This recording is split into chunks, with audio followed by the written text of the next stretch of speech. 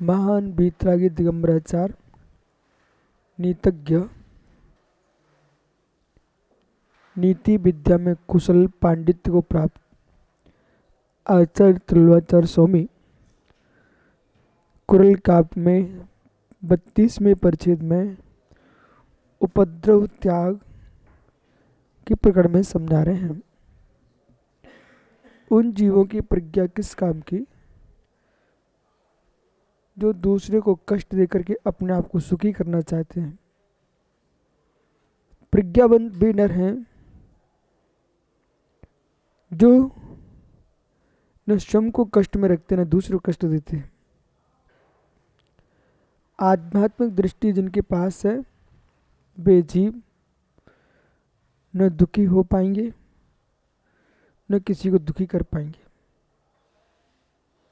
आध्यात्मिक पुरुष जो है वो न दुखी हो पाएगा न किसी को दुखी कर पाएगा। दुखी इसलिए नहीं हो पाएगा, कुछ को तत्व का ज्ञान है। दुखी होने से संक्लेशता होगी, संक्लेशता से आयु का व्यर्थ में क्षय होगा और अकाल मरण की तैयारी हो जाएगी। अशुभ का बंध होगा, असाता का बंध होगा। दुखी इसलिए नहीं कर पाएंगे, अड़ु अड़ु स्वाधीन है, उसे बोध है मेरे सोचने से किसी का कुछ बिगड़ने वाला है नहीं है, हम क्यों किसी का दुख दूं, क्यों किसी को दुखी करूं। इसलिए न दुखी करता है न दुखी होता है। ये समझदार जीव की पहली पहचान है।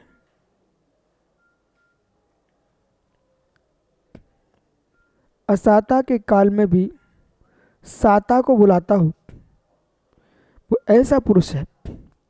असाता के काल में भी साता को बुलाता है वो ऐसा पुरुष है कि घर में दरिद्रता भी डेरा डाले हो तब भी जितना है उतने से खाता ही नहीं है, पात्र को दान भी देता है। धन्य उस जीव के लिए, गरीबी के दिन होने पर भी दान देना नहीं छोड़ता। वो वैसे ही धन्य है जैसे कि असाता के उदय होने पर भी संक्लेशता नहीं बरतता। असाता के उदय में भी संक्लेशता नहीं बरतता, उस साता को ही बुलाता है।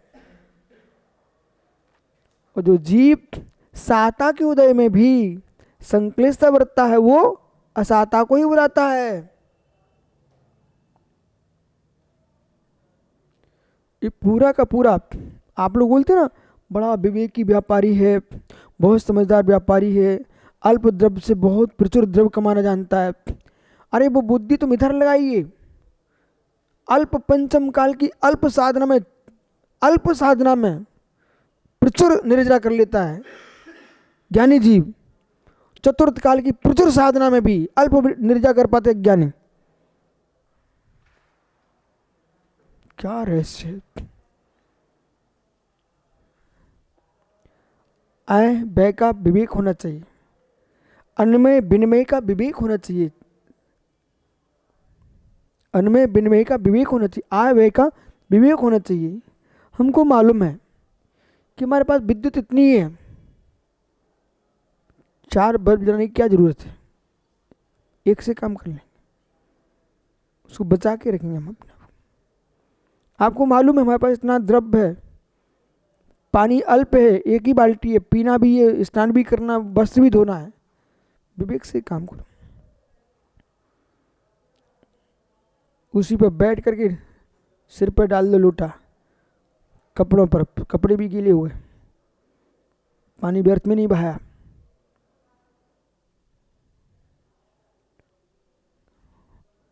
कपड़े, गीले कपड़े से शरीर को पोंछ लिया, बाद में एक लोटा डाल दिया, हो गया काम।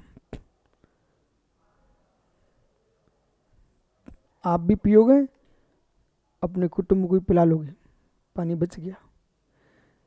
इसी, ये नीति है, ये नीति शास्त्र है। इसी प्रकार से ज्ञानी जीव, मुझे मालूम मेरा पुण्य कितना है, हम व्यर्थ के काम नहीं करेंगे तो मेरा पुण्य नाश नहीं होगा, विषाद नहीं करेंगे मेरा पुण्य नाश नहीं होगा, समता भाव रखेंगे मेरा पुण्य नाश नहीं बढ़ेगा। और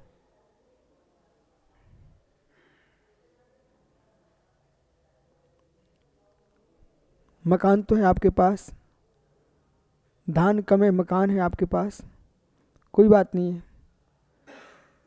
गांव देहातों में क्या होता है, हर वस्तु नाच से खरीदी जाती है। विद्यार्थी लोग हर वस्तु को नाच से खरीदते हैं।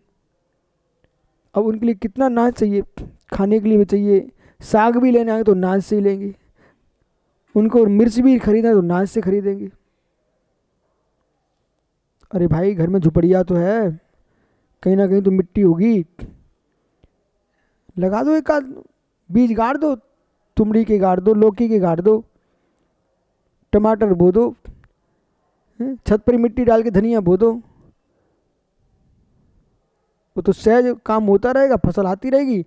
तुम्हारा जो नाच घर का जा रहा था ना, वो बच जाएगा नहीं बचेगा? बचेगा, उतना नाच बच गया। वो घर की क्यारी तो ऐसी पड़ी थी, करना क्या, एक बीज गाल दो, ऊपर अपने आप लता पहुंच जाती, छत पर लगते रहेंगे फल। जैसे समझदार किसान घर की सामग्री घर में ही उगा लेता है। बासुकुंड में नहीं देखा है क्या आपने सारस्वत जी? घर के सामने जितने घर की जरूरत पड़ती है सब सामने उगा रहे वो, देखा ना? तो ये समझदारी। इसी प्रकार से ज्ञानी लोग जो होते हैं ना,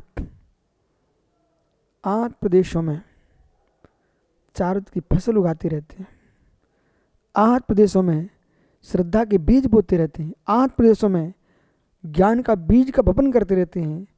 अज्ञान के, अचारित्र के, अश्रद्धान के फत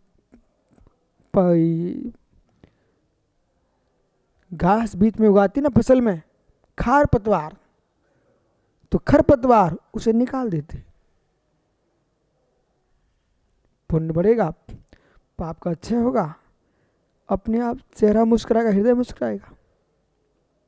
इसलिए यहां पर कह रहे हैं तुम ज्ञानी हो, आध्यात्मिक पुरुष किसी से परेशान नहीं हो सकता, आध्यात्मिक पुरुष किसी को परेशान भी नहीं कर सकता। दोनों पक्ष ध्यान रखना, अन्वय व्यतिरेक लगाने का। इसमें व्यतिरेक क्या कह रहा है, अन्वय क्या कह रहा है, होने पर होना। आध्यात्मिकता है तो दूसरे को सता नहीं सकती हो, आध्यात्मिकता है दूसरे सत भी नहीं सकते हो, आध्यात्मिकता नहीं है तो दूसरे सताए बिना रह नहीं सकते हो, और दूसरे को सताए बिना भी नहीं रह सकते हो। उसमें विचल धुरंधर लोगों की समता का बोध तभी होता है जब कोई सामने विषमता है। आप हमारे गुरु भाई हैं, वात्सल्य प्रेम है, लेकिन अज्ञानता तो नहीं है, ज्ञान तो आपको भी है। पिता ने कहा बेटा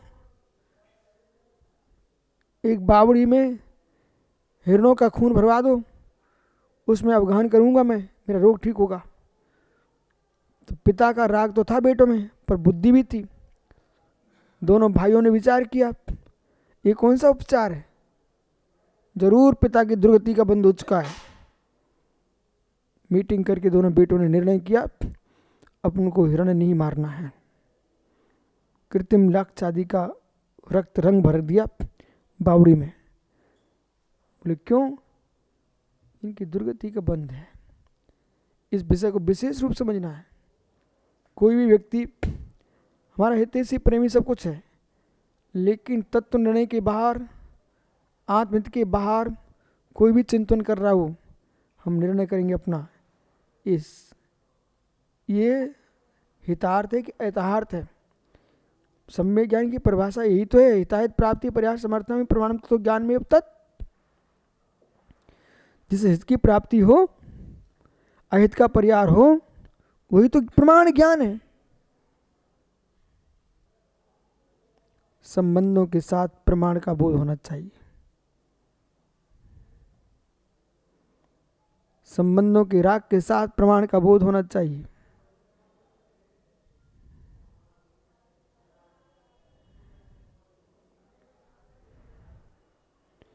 एक दिन की रोटी छोड़ना आपका निजी विषय है। संबंधों के राग में किसी को गाली बोल देना ये विवेक का विषय है कि बोलना है कि नहीं बोलना।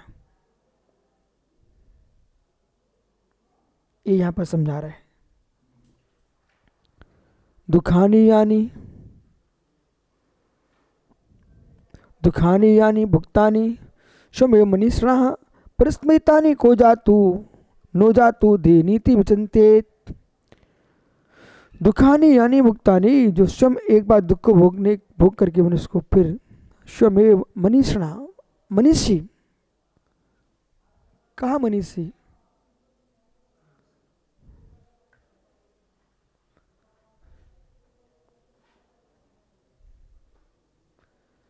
सर्वे भवन्तु सुखिनः सर्वे सन्तु निरामया।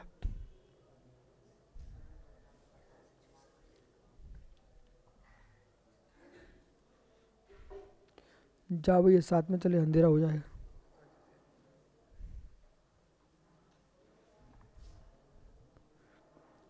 इनको लेके हो ज्ञानी, इनको लेके जाओ, चले चले।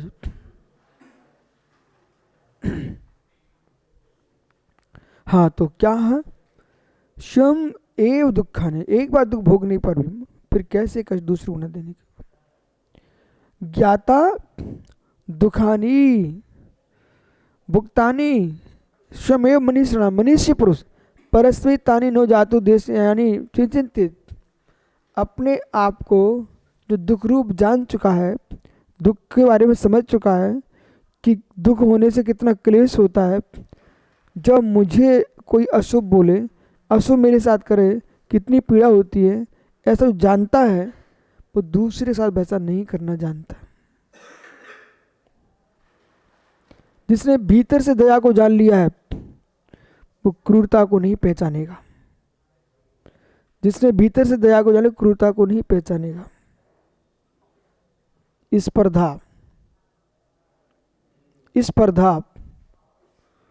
स्पर्धा बड़प्पन की भावना, ये भावों को नीचे गिरा देती है।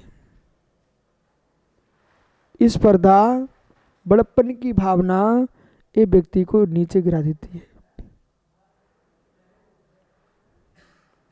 है। स्पर्धा बड़प्पन की भावना हीन भावना को जन्म दे देती है।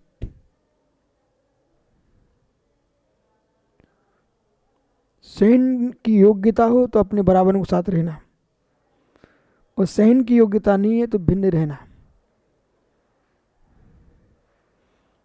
भाई के बड़प्पन को सहन करने की क्षमता तो उनके साथ रह लेना।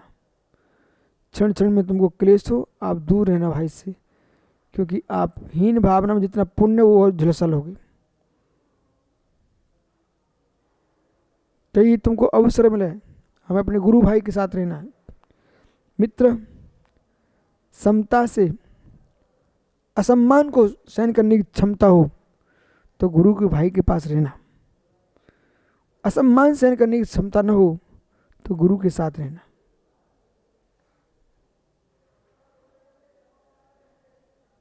गुरु की डांट में कोई क्लेश नहीं होगा, गुरु भाई की डांट पर क्लेश होगा।